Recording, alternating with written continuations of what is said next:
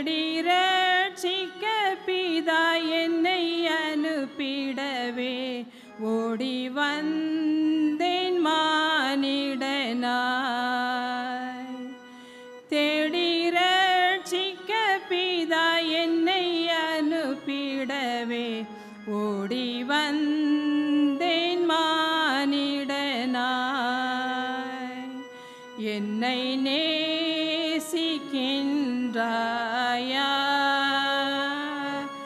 என்னை நேசிக்கின்றாயா,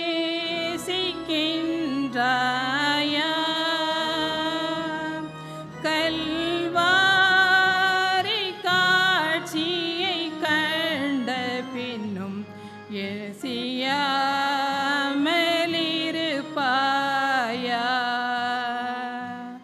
கல்வாரி காட்சியை கண்ட பின்னும் நேசியாமலிருப்பாயா.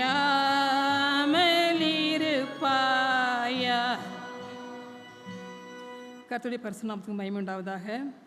எனக்கு வாய்ப்பளித்த தேவனுக்கு முதலாவதாக நன்றி செலுத்துகிறேன்.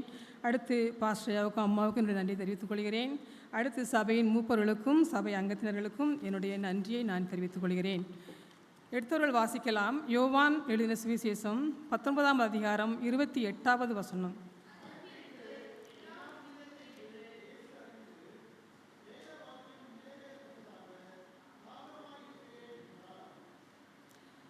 எல்லாம் முடிந்தது என்று இயேசு அறிந்து அவர் இந்த உலகத்திலே வந்தது தேவனுடைய சித்தத்தை நிறைவேற்றுவதற்காகத்தான். அந்த சித்தம் இந்த 33½ ஆண்டுகளிலே அவருடைய வாழ்க்கையிலே 30 வருடங்கள் தன் தாய்க்கு பணிந்திருந்து 3½ ஆண்டுகள் தேவனுக்கு விருப்பமான காரியத்தை நமக்காக செய்தார். எண்ணிலடங்காத உவமைகளால் நமக்கு தேவன் நம்முடைய ஆத்ம தாகத்திற்கு அவர் தண்ணீர் தந்திருக்கிறார். அவர் இந்த சிலுவையில் மொழிந்த இந்த 7 வசனங்களுமே ஒரு சாந்தமாக நாம் தியானிப்பதற்கு உகந்த ஒரு வசனங்கள், தேவனுக்கு நாம் பிரியமானவர்களாக இருப்பதற்கு உகந்த வசனங்கள். முதல் வசனத்திலிருந்து 7 வசனங்களும் அவர் இந்த நாம் எவ்வாறு வாழ வேண்டும் என்பதை உறுதிப்படுத்தும் விதமாக நமக்கு அவர் ஒவ்வொரு வசனத்திலும் நமக்கு எடுத்து சொல்லியிருக்கிறார். தேவன் தாகமாக இருக்கிறார் என்று நாம் சொன்ன அந்த வசனமானது நாம் 2 முறைகளிலே நாம் எடுத்துக்கொள்ள முடியும். ஒன்று அவருடைய சரீர தாகம், இன்னொன்று அவருடைய ஆத்ம தாகம். சரீர தாகம் என்று நாம் தியானிப்போமானால், சரீர தாகம் அவருக்கு ஏன் வந்தது? எல்லாவற்றையும் படைத்தவர், எல்லாவற்றையும் உருவாக்கியவர், அவருக்கு ஏன் இந்த தாகம் வர வேண்டும்? அவர் பாவம் தவிர அனைத்திலும் மனிதனாக வாழ்ந்த காரணத்தினால் அவர் தாகமாக இருக்கிறேன் என்று சொன்னார். இந்த சரீர தாகத்தை நாம் தியானிப்போமானால், இயேசு முந்தின இரவு அவர் பிடிபட்டதிலிருந்து தேவனை அவர்கள் வதைத்த வதைப்பானது கொஞ்ச நஞ்சமல்ல. தன் தாயினிடத்தில் அன்பாக வளர்ந்த மகன், அவர் இந்த பாடுபடுவதற்காக தேவன் அவரை ஒப்பு கொடுத்தார். அதற்காகத்தான் இந்த உலகத்திற்கு அவர் அனுப்பினார். அவருடைய இரத்தம் சிந்தப்பட வேண்டுமென்றால் ஒரு வெட்டியிருந்தால் போதும், அவருடைய இரத்தம் இந்த பூமியிலே சிந்தி இருக்குமே. அதற்கு அல்ல, அவர் எந்த விதமான சித்திரவதை பட வேண்டுமோ எல்லாவற்றையும் பட்டு அவமானப்பட்டு அவர்கள் அவரை துப்பி என்னென்ன ஏளனப்படுத்த வேண்டுமோ எல்லாவற்றையும் செய்து மிகுந்த வேதனை கொடுத்து அவரை சிலுவையிலே ஏற்றியிருக்கிறார்கள். அந்த சரீர தாகமானது அவர் கெத்செமனே தோட்டத்தில் அவர் இருக்கும்போது அவருடைய சரீர தாகமானது அங்கே வெளிப்படுகிறது. அவருடைய வியர்வையானது இரத்தமாக பூமியிலே ஊற்றப்படுகிறது. அவர் எந்த அளவுக்கு அந்த சிலுவை பாட்டை நினைத்து பயந்திருப்பார். பயம் இல்லாமல் இருக்குமா அவருக்கு? ஏசப்பாவுக்கு பயம் என்றால், அவர்கள் அந்த வாழ்ந்த காலத்திலே, ஏசப்பா வாழ்ந்த காலத்திலே அந்த பிரதான ஆசாரியர்களிடத்திலும் வேதபாரகர்களிடத்திலும் அவர் அவமானப்பட்டது கொஞ்சம் நஞ்சமல்ல.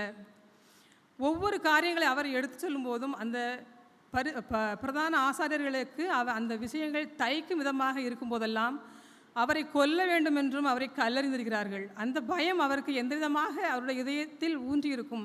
இதையெல்லாம் அவர் தியானிக்கும் போது அந்த கெத்செமனே தோட்டத்தில் இரத்த வியர்வையாக வியர்க்கிறார். இயேசு பிடிபட்ட போது அவரை அவர்கள் வதைத்த வதைப்பு ஒவ்வொருவருமாக மாற்றி மாற்றி அனுப்பி அவருக்கு தாகத்துக்கு எந்த தண்ணீரும் கொடுக்கப்படவில்லை. அவர் யூதரின் ராஜா என்று தான் சொன்னது மாத்திரமே அவர்களுக்கு ஒரு இதயத்தின் வலி. அவர் இந்த சிமியோன் என்பவர் தேவனை ஆலயத்தில் காணிக்கையாக ஒப்பு கொடுக்க வரும்போது, தேவனை ஆலயத்திற்கு கொண்டு வரும்போது சிமியோன் என்ற தீர்க்கதரிசியானவர் பரிசுத்த ஆவியினால் ஏவப்பட்டு ஆலயத்திற்கு வருகிறார். வந்து அவர் அதை சொல்கிறார், தேவனுடைய மீட்பை என்னுடைய கண்கள் கண்டது என்று அவர் சொன்னார். ஆனால் அவர் இந்த மீட்பை அவர் இந்த இஸ்ரவேல் ஜனத்தை எல்லாம் கூட்டி ஆலயத்திலே வைத்து சொல்லியிருக்கலாமே, ஏன் அது மறைக்கப்பட்டது? அவர் மறைத்தால்தான், மறைக்கவில்லையானால் அவரை ராஜாவாக அரண்மனையிலே வைத்திருப்பார்கள். அரண்மனையிலே வைத்து அவரை கொண்டாடி இருப்பார்கள். இந்த பாடுகள் பட நமது பாவங்களுக்காக இரத்தங்களை சிந்த அனுமதித்திருக்க மாட்டார்கள். அவ்வாறு தேவன் மறைக்கப்பட்ட விதமாகவே நமக்காக அர்ப்பணிக்கப்பட்டார். தேவன் தாகமாக இருக்கிறேன் என்று சொன்ன பொழுது அவர் தண்ணீர் கொடுக்கவில்லை. கசப்பான காடியை அவர்கள் ஒரு கோலிலே மாட்டி அவருக்கு குடிக்க கொடுத்தார்கள். தேவன் இந்த பூமியிலே ஆகார் தண்ணீருக்காக பாலைவனத்திலே அலைந்தபோது ஒரு துறவை அவளுக்கு காண்பித்து தண்ணீர் கொடுத்தார் தேவன். அவ்வாறு ஆகாருக்கு உதவியவர் தன் பிள்ளை தண்ணீர் கேட்கும்போது கொடுக்கவில்லை. தண்ணீர் கொடுக்க யாரும் இல்லை, கசப்பான காடியை கொடுக்கிறார்கள். அடுத்து இஸ்ரவேல் ஜனங்கள் தண்ணீருக்காக அலையும் போது பாலைவனத்திலே கண்மலையிலிருந்து தண்ணீரை புறப்பட செய்தார். மாறாவின் கசப்பான தண்ணீரை ஒரு கட்டையை வெட்டி அதில் போட்டு அதில் ஒரு மதனமான தண்ணீராக மாற்றினார். இவ்வாறெல்லாம் நமக்கு தந்த தேவனுக்கு கசப்பான காடி கொடுக்கப்பட்டது. நீதிமொழிகள் 25ஆம் அதிகாரம் 21வது வசனத்தை வாசிப்போம்.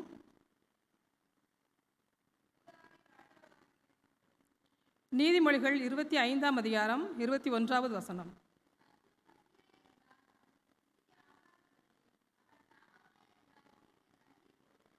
சத்துருவுக்கு கூட புசிக்க தாகத்திற்கு தண்ணீர் சொல்லியிருக்கிறார் தேவன்.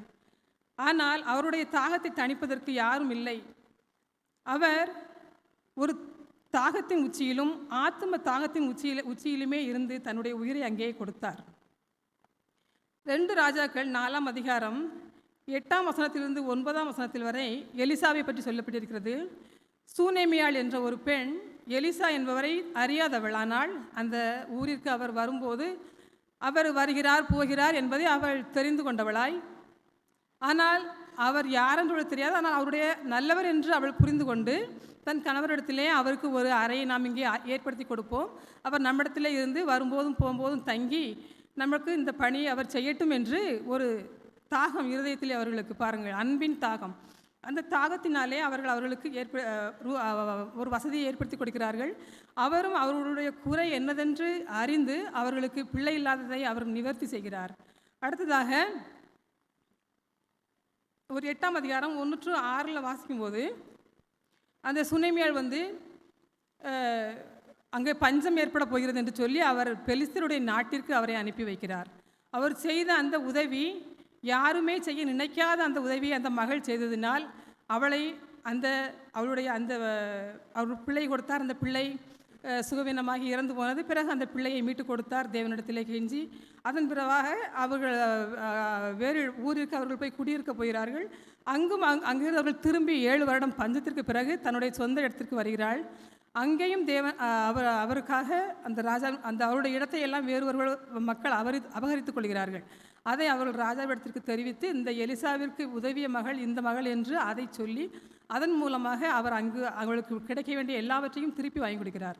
நாமும் நம்முடைய கர்த்தருக்கு நல்ல ஒரு பிரியமான மக்களாக வாழ்வதற்கு மற்றவர்களுக்கு நாம் உதவ வேண்டும். யாரும் கேட்க வேண்டும் என்ற ஒரு எண்ணம் வைத்திருக்கக்கூடாது. அவர்கள் கஷ்டத்தில் இருக்கிறார்கள் என்பதை அறிந்து நாம் உதவ வேண்டும். இப்பொழுது எங்கள் WCS கூட எங்களுடைய நம்ம பாஸ்டர் வந்த பிறகு நிறைய நன்மைகள் இல்லாதவர்களை கண்டு நாம் கொடுப்பதற்கு ஒரு ஆத்ம தாகத்தை நமக்கு தேவன் இவர்கள் மூலமாக ஊற்றியிருக்கிறார்கள். நாம் நம்முடைய WCSயில் எவ்வளவுதான் நம்ம பைசாக்கள் நம்ம நிறைய எடுத்தாலும் இல்லாத மக்களுக்கு நாம் கொடுக்கக்கூடிய ஒரு கிருபை நமக்கு தேவன் இந்த காலத்தை தந்திருக்கிறார். அதற்காக நமக்கு தேவனுக்கு நன்றி சொல்வோம். தேவன் இப்பொழுது அவருடைய ஆத்ம தாகத்தை பற்றி நாம் தியானிக்க வேண்டுமானால், ஆத்ம தாகம் என்றால் அவர் நம்மிடத்திலே எதையெல்லாம் கற்றுக் கொடுத்தாரோ அவை எல்லாமே ஆத்ம தாகங்கள் தான். அவர் காணாமல் போன ஆட்டின் ஓமையை பற்றி நமக்கு சொல்லியிருக்கிறார். நல்ல நிலத்தின் ஓமையை பற்றி நமக்கு சொல்லியிருக்கிறார். அவ்விதமாக காணாமல் போன ஆட்டை விட ஒரு ஆடு நல்ல ஒரு அந்த ஆட்டை கண்டுபிடிக்கும் போது, கர்த்தரிடத்திலே அந்த ஆடு திரும்பும்போது அதன் விதமாக பரலோகத்திலேயே சந்தோஷம் ஏற்படுகிறது. அது அவருடைய தாகம். அதற்கு ஏற்ற மக்களாக நாம் நம்மை திருப்பிக் கொள்ள வேண்டும். நல்ல நிலத்தின் ஓமை அவர் சொன்னபோது 30 மடங்கு 30, 60, 100 பலன் கொடுத்தது. ஒவ்வொருவரும் அவருடைய சூழ்நிலைக்கு ஏற்றவாறு நம்முடைய சிந்தனைகள், செயல்பாடுகள் எல்லாவற்றையும் திருத்தி 30, 60, 100 அவருடைய தாகத்தை தணிக்கக்கூடிய மக்களாக நம்முடைய வாழ்க்கையை நாம் மாற்ற வேண்டும். அடுத்து அவர் கற்பாறையின் மேல் கட்டப்பட்ட வீடாக நமக்கு ஒரு ஓமை சொல்லியிருக்கிறார். நாம் அலைகள் மோதும் பெருவெள்ளம் வந்தது, வீட்டின் மேல் மோதியது, அது இடிந்தது என்ற விதமாக நாம் இல்லாமல் கற்பாறையின் மேல் கட்டப்பட்ட வீடாக நாம் நிலைத்திருக்க வேண்டும். அவரில் நிலைத்திருக்க வேண்டும். அவர் நம்மை அன்பு வைத்து நமக்கு எல்லாவற்றையும் தந்தார். தன் உயிரை முதலாய் நமக்கு கொடுத்தார். நாம் அவருடைய வாஞ்சை என்ன என்பதை அறிந்து கற்பாறையின் மேல் நிற்கப்படுகிற வீடாக, விசுவாசம் உள்ளவர்களாக, பயம் இல்லாதவர்களாக, பயப்படக்கூடாது என்று தேவன் நமக்கு இந்த பைபிளிலே 360 முறை சொல்லியிருக்கிறார்கள் என்று நமக்கு முந்தைய போதவர்கள் நமக்கு சொல்லியிருக்கிறார்கள் பிரசங்கத்திலே. அந்த விதமாக நாம் பயப்படுவதும் ஒரு மிகுந்த பாவம். பயப்படக்கூடாது. நமக்கு இது சொல்லுவாங்க, நம்ம அவனவன் தலைவிதியை அந்த பிறக்கிற நாளிலே எழுதப்பட்டிருக்குன்னு சொல்லுவாங்க பெரியவங்க. அதுவும் என் கருவை உடைய கண்கள் கண்டது, என் அவயவங்களில் ஒன்றாகிலும் இல்லாத போதே அவைகள் அனைத்தும் அவைகள் உருவேற்படும் நாட்களும் உமது புஸ்தகத்தில் எழுதியிருக்கிறது. அவர் முதல்ல நம்மளை எழுதிட்டார். அதனால் நம்ம அவருக்கு உரிய மக்களாக நம்ம வாழ வேண்டும். நம்ம பூமியிலே நம்ம ஒவ்வொருத்தருக்கும் கடவுள் ஒவ்வொரு ஸ்தானம் கொடுத்திருக்கிறார். ஒருத்தர் பணக்காரங்களாக இருக்காங்க, ஒருத்தவங்க மிடில் கிளாஸில் இருக்காங்க, ஒருத்தவங்க ரொம்ப வறுமையில் இருக்கிறவங்களா இருக்காங்க. ஆனால் எல்லாருக்கும் தேவன் அந்த நாளிலே, நம்முடைய பிறப்பின் நாளிலே அவற்றை நமக்கு எழுதி வைத்திருக்கிறார். நாம் அந்த ஒவ்வொரு நிலைமையிலும் நாம் பயப்படாதவர்களாக இருந்து நாம் வாழ வேண்டும். நம்முடைய இறைவனுக்கு ஏற்ற சித்தப்படி நம்ம வாழ்ந்து நம்முடைய வாழ்க்கையிலே அவருக்கு ஏற்ற அவர் தாகத்தை தணிக்கக்கூடிய தண்ணீராக நாம் மாற வேண்டும். ஆயக்காரனும் ஐஸ்வர்யவானும் இருந்த சகேயுவை பார்த்தோமே, ஆனால் அவன் தேவனை ஏற்றுக்கொண்டது முதல் தன்னுடைய வழியை விட்டு விலகி, தன்னுடைய பாவ வழியை விட்டு விலகி தன்னை நல்ல ஒரு காரியத்திற்குள் தன்னை வைத்து கொண்டான். நான் என்னவெல்லாம் சம்பாதித்தானோ அதை 4 மடங்காக திருப்பிக் கொடுக்கிறேன் என்று அவனை தேவன் தொட்ட பொழுது, தேவனை இவன் இறைவனுக்குரிய மகன் என்று அவனை மரத்திலே இருந்த மகனை அழைத்தார். தன் வீட்டிற்கு வந்தவர் வருகிறேன் என்று சொன்னார்.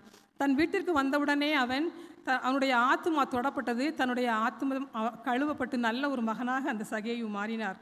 அதுபோல நாமளும் இறைவனை ஏற்றுக்கொண்டு அவருடைய தாகத்தை தணிக்கக்கூடிய நல்ல மக்களாக நாம் வாழ வேண்டும். இளைய குமாரன் தொலைந்து போனான். பிறகு தன்னுடைய எல்லாவற்றையும் இழந்து அவன் திரும்பி வந்தான். அதற்காக தன்னுடைய தகப்பனார் அவருடைய வீட்டிலே நல்ல ஒரு விருந்தை ஆயத்தம் பண்ணினார். அது விதமாகவே நாமும் நம்முடைய பாவத்தை விட்டு திரும்பும் பொழுது தேவன் நமக்கு நல்ல ஒரு பரலோக வாழ்வை நமக்கு வைத்திருக்கிறார். அதற்காக நாம் வாஞ்சையோடு இருக்க வேண்டும். மத்தேயு 25ஆம் அதிகாரம் 35, 36 வசனங்கள் வாசிக்க வேண்டும். மத்தேயு 25, 35, 36.